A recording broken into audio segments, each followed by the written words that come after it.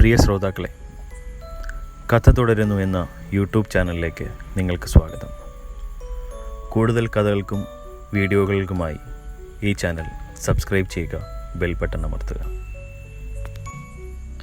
അസ്ലം മുഹമ്മദ് രചിച്ച suspense thriller കാണാതായ പെൺകുട്ടി കഥ തുടരുന്നു. ഡിസംബർ 25. കൊച്ചി മൊത്തം ക്രിസ്മസ് ആഘോഷത്തിൻ്റെ തിരക്കിലാണ്. പക്ഷേ മറ്റെല്ലാ ആഘോഷ ദിവസങ്ങളെപ്പോലെ ലീവ് ഒന്നുമില്ലാതെ ഡ്യൂട്ടിയിലുള്ള ഒരു കൂട്ടർ അവിടെയും ഉണ്ടായിരുന്നു. നമ്മൾ പറഞ്ഞു വരുന്നത് ഫോർട്ട് കൊച്ചി പോലീസ് സ്റ്റേഷനിലെ പോലീസുകാരെക്കുറിച്ചായിരുന്നു. അതല്ലേലും അങ്ങനെയാണല്ലോ. നാടെങ്ങും എന്താഘോഷമാണെങ്കിലും ജനങ്ങളുടെ കാവൽക്കാരായി കർമ്മനിരതരായി നിലകൊള്ളേണ്ടത് പോലീസുകാരുടെ കടമയാണല്ലോ. ഉച്ചഭക്ഷണത്തിന് ശേഷം തലേന്നത്തെ ആഘോഷത്തെക്കുറിച്ച് സഹപ്രവർത്തകരോട് സംസാരിക്കുന്നതിനിടയിലാണ് എസ് ഐ രാജേഷിനെ തിരഞ്ഞ് ഹെഡ് കോൺസ്റ്റബിൾ എത്തിയത്. സാറിനെ കാണാൻ രണ്ടുപേർ വന്നിട്ടുണ്ട്. എന്താ കാര്യമെന്ന് പറഞ്ഞു? രാജേഷ് ചോദിച്ചു. ഇല്ല സാർ, ഒന്നും പറഞ്ഞില്ല. എന്തോ പേടി അവരുടെ മുഖത്ത് കാണാനുണ്ട്, കോൺസ്റ്റബിൾ മറുപടി പറഞ്ഞു. എന്നാൽ അവരോട് വരാൻ പറ. ഹെഡ് കോൺസ്റ്റബിൾ അവരെ വിളിക്കാൻ പോയ സമയം രാജേഷിനോട് സംസാരിച്ചുകൊണ്ടിരുന്ന പോലീസ് അവിടെ നിന്നും എണ്ണീറ്റ് സൈഡിലേക്ക് മാറി നിന്നു. കുറച്ച് സമയത്തിന് ശേഷം ഹെഡ് കോൺസ്റ്റബിളിനോടൊപ്പം ഒരു 50 വയസ്സ് പ്രായം തോന്നിക്കുന്ന ഒരു വ്യക്തിയും കൂടെ ഒരു 20 വയസ്സുകാരൻ പയ്യനും വന്നു. രണ്ടുപേരുടെ മുഖത്തേക്ക് നോക്കിയപ്പോൾ തന്നെ ഹെഡ് കോൺസ്റ്റബിൾ പറഞ്ഞത് ശരിയാണെന്ന് രാജേഷിന് മനസ്സിലായി. എന്തോ ഒരു പേടിയും വിഷമവും രണ്ടുപേരുടെയും മുഖത്ത് കാണാമായിരുന്നു. പറയൂ, എന്താണ് നിങ്ങളുടെ പരാതി? രാജേഷ് അവരോട് ചോദിച്ചു. എൻ്റെ മോളെ കാണാനില്ല സാറേ. അതും പറഞ്ഞ് ആ മധ്യവയസ്കൻ കരയാൻ തുടങ്ങി. നിങ്ങൾ കരയാതെ കാര്യങ്ങൾ വ്യക്തമായി പറയൂ. കൂടുതൽ ഡീറ്റെയിൽസ് പറഞ്ഞാലല്ലേ ഞങ്ങൾക്ക് അന്വേഷിക്കാൻ പറ്റൂ. എപ്പോഴാണ് മകളെ കാണാതായത്? രാജേഷ് ചോദിച്ചു.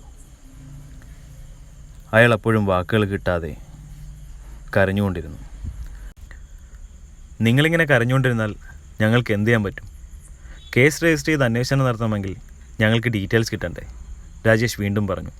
അന്നേരം അയാളുടെ കൂടെ ഉണ്ടായിരുന്ന ആ കുട്ടി സംസാരിക്കാൻ തുടങ്ങി. സാർ, എൻ്റെ ചേച്ചി ചെന്നൈയിലാണ് പഠിക്കുന്നത്. ക്രിസ്മസ് ലീവ് ആയതുകൊണ്ട് ഇന്നലെ വൈകിട്ട് അവിടെ നിന്നും പോകുന്ന ചേച്ചി ഇതുവരെ വീട്ടിലെത്തിയിട്ടില്ല. ട്രെയിനിലാണോ പോകുന്നത്? രാജേഷ് ഇടക്കേറി ചോദിച്ചു. അതെ സാർ, ഇന്നലെ വൈകിട്ട് 3:30 ചെന്നൈയിൽ നിന്നും ട്രിവാൻഡ്രം എക്സ്പ്രസ്സിനാണ് പോകുന്നത്. അത് സാധാരണ കാലത്ത് 3 മണിക്ക് എറണാകുളം എത്താറുള്ളതാണ്. ചേച്ചി സ്ഥിരം നാട്ടിൽ വരാറുള്ളതും ആ ട്രെയിനിൽ തന്നെയാണ്. സ്റ്റേഷനിലെത്തിയാൽ അവൾ വിളിക്കുമ്പോൾ ഞാൻ ബൈക്കിൽ പോയി കൂട്ടിക്കൊണ്ടുവരാറാണ് പതിവ്. ഇന്നലെയും എറണാകുളം എത്തിയ ശേഷം അവൾ എന്നെ വിളിച്ചിരുന്നു. പക്ഷേ ഞാൻ ഡ്രസ്സൊക്കെ ചെയ്ത് റെഡിയായി അവിടെ ചെന്നപ്പോഴേക്കും അവളെ അവിടെ കാണാനില്ല. അവളുടെ ഫോണിലേക്ക് വിളിച്ചെങ്കിലും ഫോൺ ഓഫായിരുന്നു. നേരം പുലരുവോളം കാത്തിരുന്നിട്ടും അവളെ കാണാതായപ്പോൾ ഞാൻ വീട്ടിലേക്ക് പോവുകയായിരുന്നു. അപ്പോൾ തുടങ്ങിയതാണ് സാറേ അച്ഛൻ്റെ കരച്ചിൽ. വീട്ടിലാണെങ്കിൽ അമ്മയും ഭയങ്കര കരച്ചിലാണ്. പയ്യൻ പറഞ്ഞു നിർത്തി. ഫ്രണ്ട്സിൻ്റെ വീട്ടിലെല്ലാം അന്വേഷിച്ചു? രാജേഷ് ചോദിച്ചു.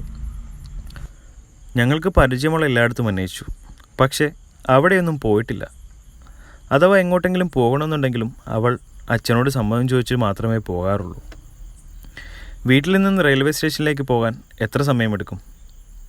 രാജേഷ് ചോദിച്ചു. ബൈക്കിൽ 20 മിനിറ്റ് കൊണ്ടെത്തും. ഞാൻ അവളെ വിളിച്ചപ്പോൾ റെഡിയായി അവിടെ 3:30 മുമ്പ് എത്തിയിരുന്നു, അവൻ മറുപടി പറഞ്ഞു. അപ്പോൾ 3-നും 3:30 ഇടയിലുള്ള അരമണിക്കൂറിലാണ് ആളെ കാണാതായത്. ഏതായാലും കേസ് രജിസ്റ്റർ ചെയ്ത് നമുക്ക് അന്വേഷിക്കാം. FIRൽ രേഖപ്പെടുത്താൻ കുറച്ച് പേഴ്സണൽ ഡീറ്റെയിൽസ് കൂടെ വേണം, രാജേഷ് പറഞ്ഞു നിർത്തി. ചേച്ചിയുടെ പേര് ദിവ്യ. മദ്രാസ് യൂണിവേഴ്സിറ്റിയിലെ 2ാം വർഷ PG കെമിസ്ട്രി സ്റ്റുഡൻ്റാണ് ചേച്ചി. പരാതിക്കാരുടെയും വിവരം വേണം. അച്ഛൻ്റെ പേര് ബാലൻ, എൻ്റെ പേര് ദീപു. എന്നാൽ അഡ്രസ്സും കോൺടാക്റ്റ് നമ്പറും എഴുതി നിങ്ങൾ പോയിക്കോളൂ. ചേച്ചിയുടെ ഒരു ഫോട്ടോയും ഉണ്ടെങ്കിൽ നന്നായിരുന്നു. പേടിക്കണ്ട, ഞാൻ അന്വേഷിക്കാം, രാജേഷ് അവരോട് പറഞ്ഞു. രാജേഷ് പറഞ്ഞതുപോലെ ചെയ്ത് അവർ അവിടെ നിന്നും ഇറങ്ങി. അവർ പോകുന്നതെന്ന് നോക്കി രാജേഷ് അങ്ങനെയിരുന്നു. ആ അച്ഛൻ്റെയും വീട്ടിലിരിക്കുന്ന അമ്മയുടെയും പേടി അവൻ ഊഹിക്കാമായിരുന്നു. താൻ ഇത്രയും വളർന്നിട്ടും ഇപ്പോഴും സ്ഥിരം എത്തുന്ന സമയത്ത് വീട്ടിലെത്തിയില്ലെങ്കിൽ അമ്മയുടെ ഫോൺ വിളി അവനെ തേടിയെത്തിയിരുന്നു. എന്നാലും ആ പെൺകുട്ടിക്ക് എന്ത് സംഭവിച്ചിരിക്കും? അവൻ മറ്റു 2 പേരോടായി ചോദിച്ചു. ഇപ്പോഴത്തെ പിള്ളേരല്ലേ സാറേ, ഇനി ആരുടെയെങ്കിലും കൂടി ഒളിച്ചോടിയെങ്ങാനും പോയതാണോ? നേരത്തെ രാജേഷിനോട് സംസാരിക്കുകയായിരുന്ന കോൺസ്റ്റബിൾ ഒരു സംശയം ഉന്നയിച്ചു. എടോ, സത്യത്തിൽ താൻ മണ്ടനാണോ അതോ മണ്ടനായിട്ട് അഭിനയിക്കുകയാണോ? ഒളിച്ചോടാൻ പ്ലാനിട്ട ആളെന്തിനാടോ സ്റ്റേഷനിലെത്തിയെന്ന് വീട്ടിലേക്ക് വിളിച്ച് പറയുന്നത്? രാജേഷ് കോൺസ്റ്റബിളിനോട് പറഞ്ഞു. തനിക്ക് പറ്റിയ അമ്മിളി ഓർത്ത് കോൺസ്റ്റബിൾ ചിരിക്കുക മാത്രം ചെയ്തു. സാർ, എനിക്ക് തോന്നുന്നത് ആ കുട്ടിക്ക് എന്തോ അപകടം സംഭവിച്ചു എന്നാണ്. നമുക്കേതായാലും എറണാകുളം സെൻട്രൽ സ്റ്റേഷനിൽ വിവരം അറിയിക്കാം. റെയിൽവേയുടെ അടുത്തുള്ള സ്റ്റേഷനാണല്ലോ. ഹെഡ് കോൺസ്റ്റബിൾ തൻ്റെ അഭിപ്രായം രേഖപ്പെടുത്തി. രാജേഷിനും അങ്ങനെ തന്നെയാണ് തോന്നിയത്. ഉടനെ ഫോണെടുത്ത് സെൻട്രൽ സ്റ്റേഷനിൽ വിളിച്ചു പറഞ്ഞു. പക്ഷേ ആ അച്ഛനോട് പറഞ്ഞ വാക്ക് പാലിക്കാൻ അവൻ മറന്നില്ല. ഞങ്ങൾ അന്വേഷിക്കാമെന്ന് പറഞ്ഞത് വാക്കിൽ മാത്രം ഉണ്ടായാൽ പോരല്ലോ. അതിനാൽ ഉടനെ തന്നെ ജീപ്പും എടുത്ത് 2 കോൺസ്റ്റബിൾമാരെയും കൂട്ടി അവൻ പുറത്തിറങ്ങി. തങ്ങളുടെ സ്റ്റേഷൻ പരിധിയിലെ പല ഭാഗങ്ങളിലും അലഞ്ഞു നടന്നെങ്കിലും ആ പെൺകുട്ടിയെക്കുറിച്ച് യാതൊരു വിവരവും ലഭിച്ചില്ല. ഒടുവിൽ തിരച്ചിൽ മതിയാക്കി തിരിച്ചു പോരാൻ നിൽക്കുമ്പോഴാണ് എറണാകുളം സെൻട്രൽ സ്റ്റേഷനിൽ നിന്നും ഒരു ഫോൺ രാജേഷിനെ തേടിയെത്തുന്നത്. എറണാകുളം സെൻട്രൽ സ്റ്റേഷനിലെ SI അരുണിൻ്റെ ഫോണായിരുന്നു അത്.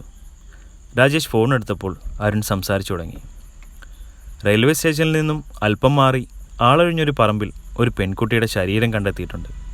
ലക്ഷണങ്ങൾ വെച്ച് നോക്കുമ്പോൾ നീ പറഞ്ഞ കാണാതായ പെൺകുട്ടി തന്നെയാകാനാണ് സാധ്യത. ശരീരം എന്ന് പറയുമ്പോൾ ആ പെൺകുട്ടിക്ക് ജീവനുണ്ടോ അതോ? രാജേഷ് ഇടക്കേറി ചോദിച്ചു. മരിച്ചിട്ടില്ല എന്ന് മാത്രമേ പറയാൻ പറ്റൂ. നിൻ്റെ കയ്യിൽ ആ കുട്ടിയുടെ ഫോട്ടോ ഉണ്ടെങ്കിൽ ഒന്ന് അയക്കൂ. എന്നിട്ട് നീ വേഗം സിറ്റി ഹോസ്പിറ്റലിലോട്ട് വാ. ഞങ്ങൾ ആ കുട്ടിയെ അങ്ങോട്ട് കൊണ്ടുപോവുകയാണ്. അത്രയും പറഞ്ഞ് അരുൺ ഫോൺ കട്ട് ചെയ്തു.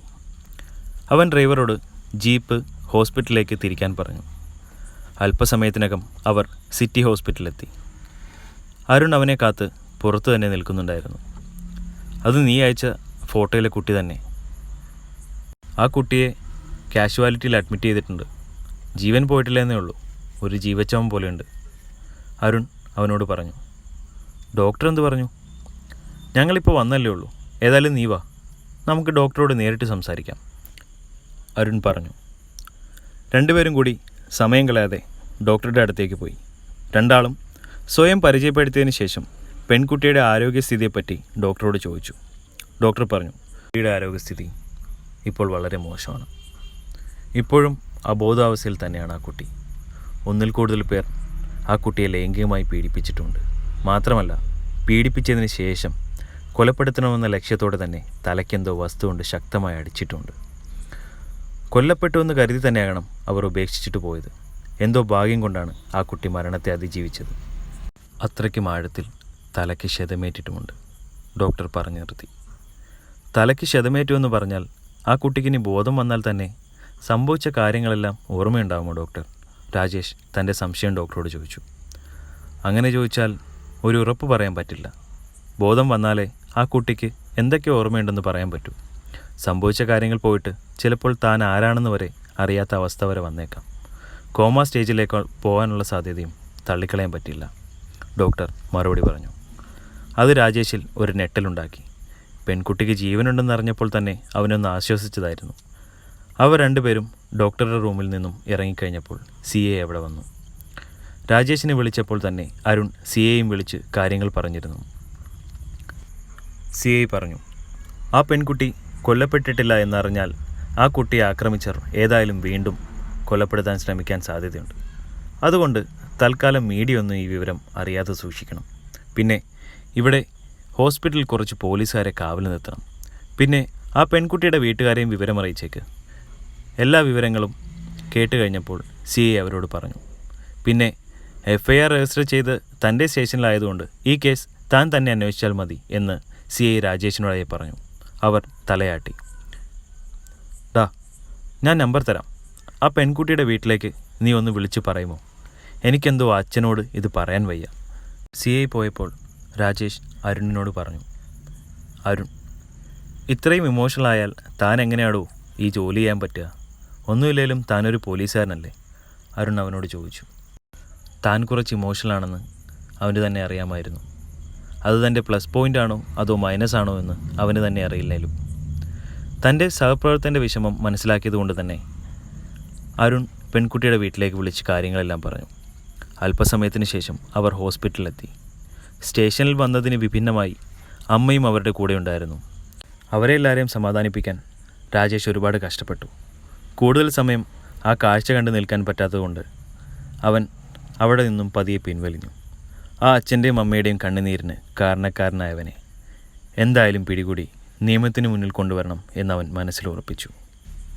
അന്വേഷണ പരമ്പരയുടെ അടുത്ത ഘട്ടത്തിനായി കാത്തിരിക്കുക.